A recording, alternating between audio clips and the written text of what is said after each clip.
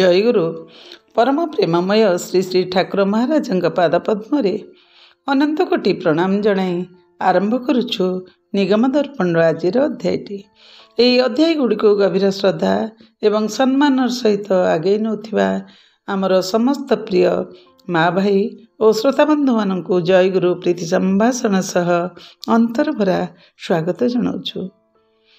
परम कल्याणमय ठाकुर महाराज आमर कहिचंती सबु विनिमय रे तुमे माने मते टिके भल पाओ, मोर आउ किछि आवश्यक नहीं। ए प्रेम पथटाको प्रेम भावटाको ठाकुर सबले अग्राधिकार देइचंती, कारण से कहती जेते असंभव सबु ए प्रेम भाव रे ही संभव हो पारे।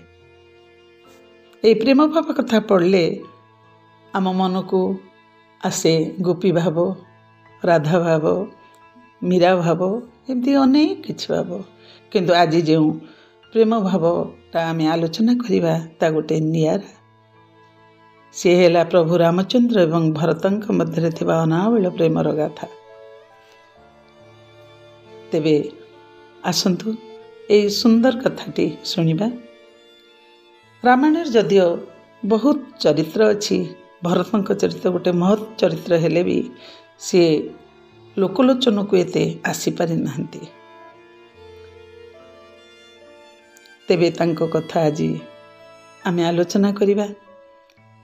प्रभु रामचंद्र को जेतबेले राज्याभिषेक आयोजन चलिला सेतबेले देवता मानक भितरे भाळेनी पड़ला, कारण रावणर अत्याचार से माने अतिष्ट हो जाइतिले एवं रावणर निहत में रामंकर आविर्भाव होइतिला।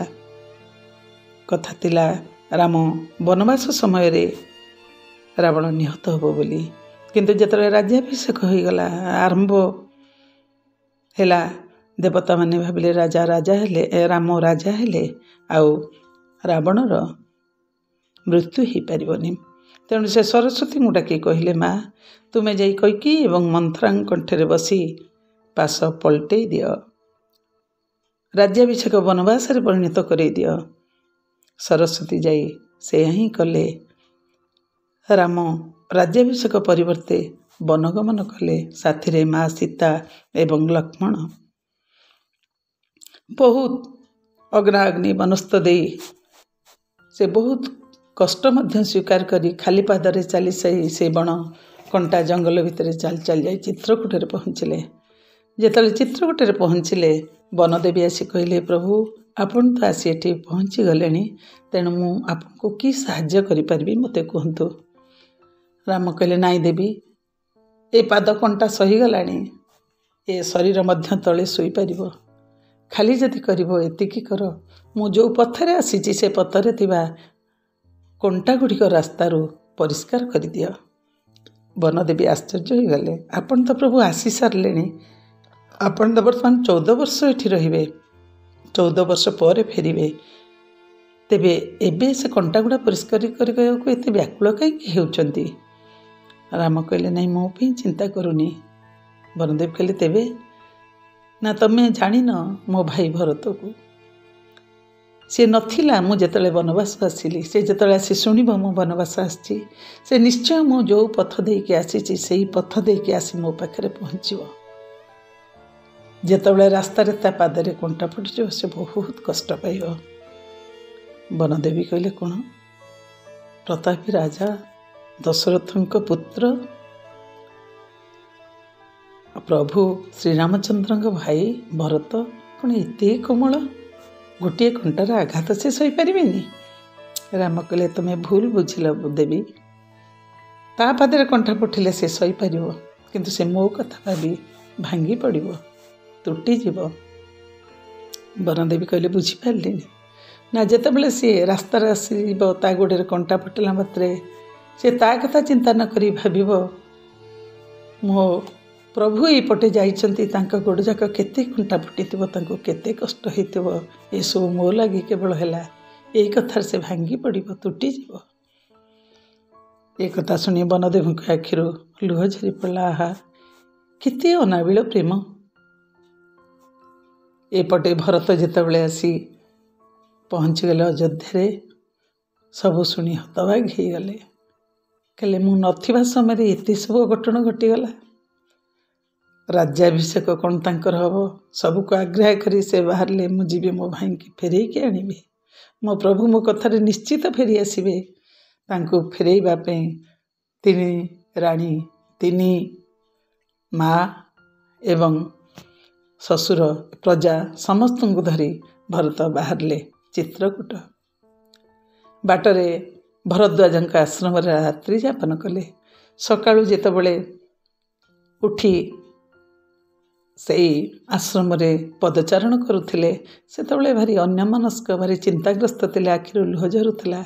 ए कथा देखि भरद्वाज पचारे राजन एते कौन चिंता करुचंती एते कौन संकोच करुचंती मते टिके कहंतु।